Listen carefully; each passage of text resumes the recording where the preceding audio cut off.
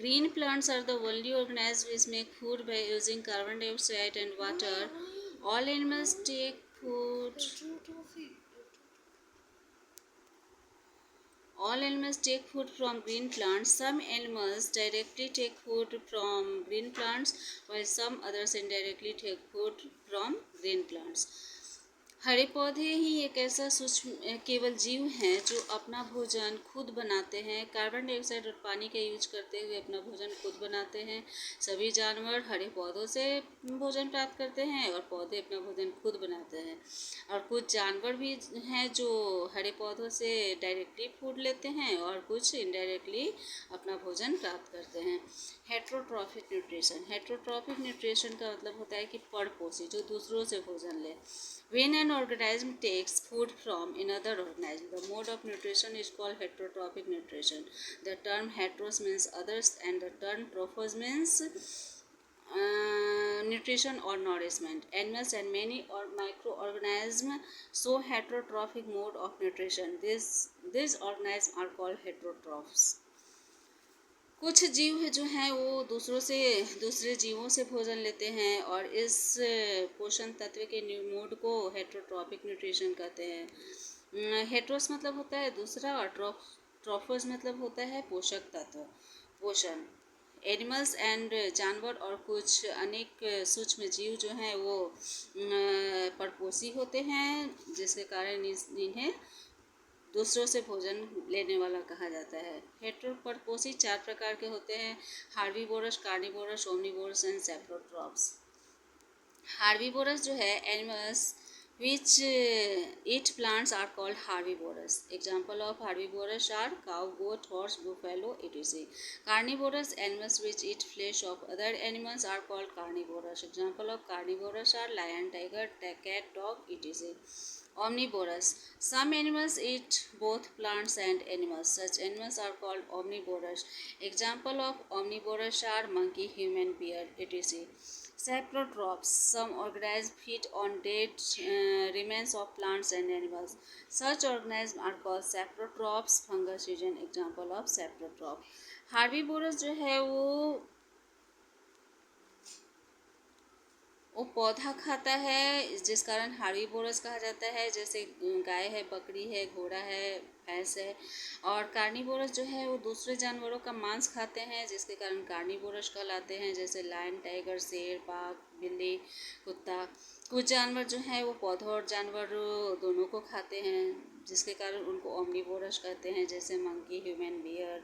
कुछ जीव जो हैं वो पौधों और जानवरों के मृत बचे हुए भाग को खाते हैं, जिसके कारण उनको मृत जीवी कहा जाता है। जैसे फंगस जो है वो मृत जीवी कहलाता है। Photosynthesis. The process by which green plants make food is called photosynthesis. The term photo means light and synthesis means to make. Before reading about photosynthesis, it is important to understand the structure of leaves because leaves are the site of photosynthesis. Green plant को भोजन बनाने की प्रक्रिया जो कहलाती है वो photosynthesis, प्रकाश संश्लेषण कहलाती है। फोटो मतलब प्रकाश होता है, सिंथेसिस मतलब भोजन बनाने की प्रक्रिया, संश्लेषण जो वो सूर्य की रोशनी से प्राप्त करते हैं, क्लोरोफिल के माध्यम से प्राप्त करते हैं और तब फोटोसिंथेसिस के माध्यम से अपना भोजन बनाते हैं। तो सबसे पहले फोटोसिंथेसिस के बारे में पढ़ने से पहले यहाँ पत्तियों के बनावट के बारे में बताया गया है। जो फोटोसिंथेसिस का मुख्य साइट होता है, किचन कहा जाता है पत्तियों को। जैसा कि आपने पिछले अध्याय में पढ़ा होगा कि kitchen of the plant, leaves are the kitchen of the plant. Structure of leaf. Leaves are generally of green color, and the green color is because of a green pigment called chlorophyll. The following figure shows the internal structure of a leaf. There are many layers of cells in a leaf. Cells are blocks of living beings.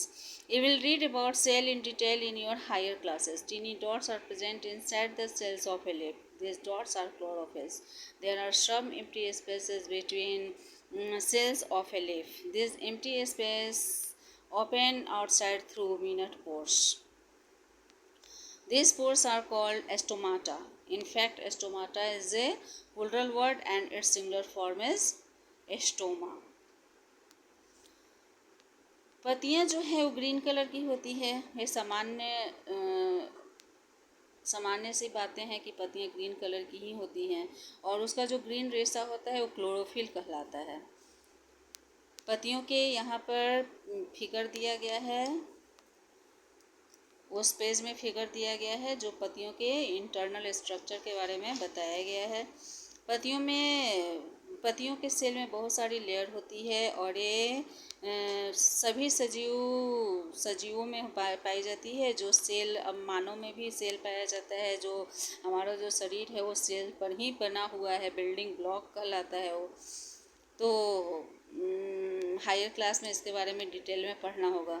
लेकिन अभी tiny dots are present inside the cell of a leaf. पत्तियों के cell के अंदर tiny छोटे छोटे dot होते हैं जो क्लोरोफिल कहलाते हैं। कुछ उनके सेल के पत्तियों के सेल के बीच कुछ खाली जगह होती है, तो जो और एक खाली जगह छोटे छोटे छेद के बाहर होती है,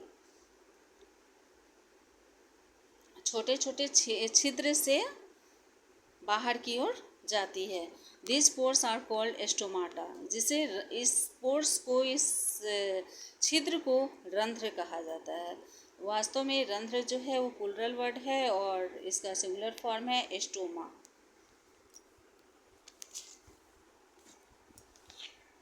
पत्तियों के स्ट्रक्चर के बारे में यहाँ बताया गया है। ये जो है वो गार्ड सेल हैं, ये जो है एक गार्ड सेल है और ये सब छोटे छोटे पोर्स हैं और इसके बीच में कुछ एम्प्टी स्पेस है। तो इस तरह से स्ट्रक्चर ऑफ लीफ बताया गया है। Stoma. Stoma is composed of small opening and surrounding cells. The opening is called stomatal opening. Two cells surrounding this opening are called guard cells. The guard cells regulate the opening and closing of stoma. Water vapor goes out through stomata while gases go in and out of stomata. रंध्र जो है वो छोटे छोटे खुले हुए और cell के चारों ओर छिद्र के समान छिद्र से बना होता है और इस तरह के ये स्टोमेटल ओपनिंग रंध्र को खुलने की प्रक्रिया कहलाती है। Two cells surrounding this opening are called guard cell. दो सेल, इस खुले हुए रंध्र के चारों ओर जो दो सेल जो होते हैं वो गार्ड सेल कहलाते हैं। जैसे ऊपर में बताया गया है, गार्ड सेल कहलाते हैं। The guard cell regulate the opening, खुलने की प्रक्रिया को ये गार्ड सेल जो है वो नियंत्रित करता है और रंध्र के बंद करने में भी नियंत्रण करता है। Water vapour goes out through stomata and while gases go in and out of stomata.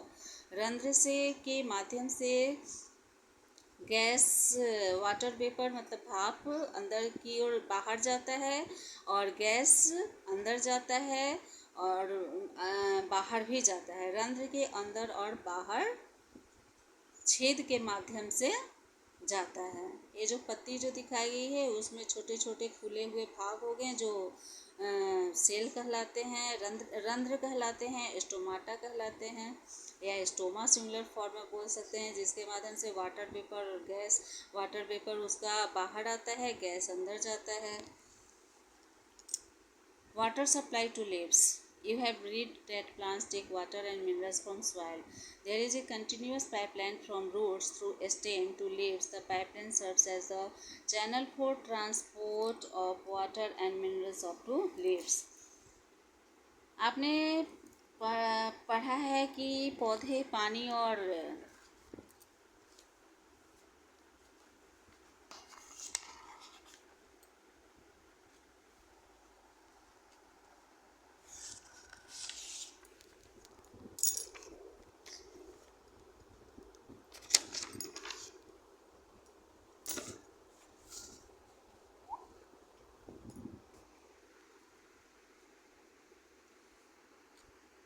आपने पढ़ा है कि पौधे पानी और मिनरल मिट्टी से लेते हैं और ये जड़ के माध्यम से, तना के माध्यम से, पत्तियों के माध्यम से कंटिन्यू पाइपलाइन से एक पाइपलाइन बना हुआ है जिससे मिट्टी के माध्यम से पानी और खनिज लेते रहते हैं.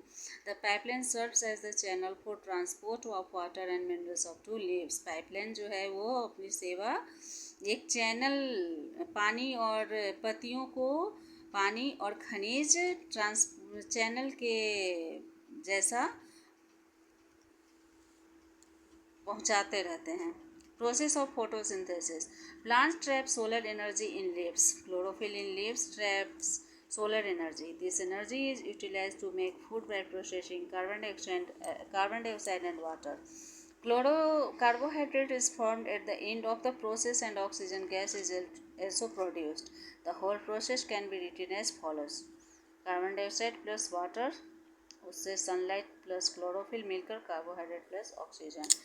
प्लांट्स जो है वो पत्तियों में सौर ऊर्जा को ट्रैप करता है.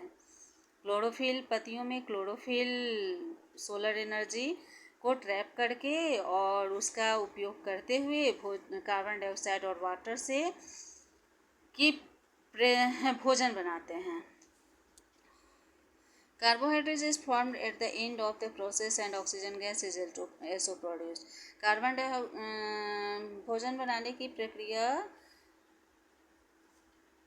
कार्बोहाइड्रेट, पौधे जो हैं वो कार्बोहाइड्रेट लेते हैं और ऑक्सीजन छोड़ते हैं, तो वे प्रोसेस के अंत में कार्बोहाइड्रेट बनाते हैं और ऑक्सीजन उत्पादित करते हैं. द होल प्रोसेस, हम लोग मनुष्य जो है वो ऑक्सीजन लेते हैं और कार्बन डाइऑक्साइड छोड़ते हैं, और पौधे जो है वो कार्बोहाइड्रेट लेते हैं और कार्बन डाइऑक्साइड लेते हैं और ऑक्सीजन छोड़ते हैं. यहाँ पे है कार्बोहाइड्रेट के बारे में बात कही गई है कि carbohydrate is form at the end of the process. प्रक्रिया के अंत में वो कार्बोहाइड्रेट बनाते हैं और ऑक्सीजन गैस को उत्पादित करते हैं. The whole process can be written as follows. जैसे जो प्रक्रिया है भोजन बनाने की उसके बारे में दिया गया है कि कार्बन डाइऑक्साइड प्लस वाटर वो लिए, फिर सनलाइट लिए, क्लोरोफिल उसके माध्यम से पत्तियों में क्लोरोफिल ट्रैप किए सोलर एनर्जी से, और तब कार्बोहाइड्रेट प्लस ऑक्सीजन वो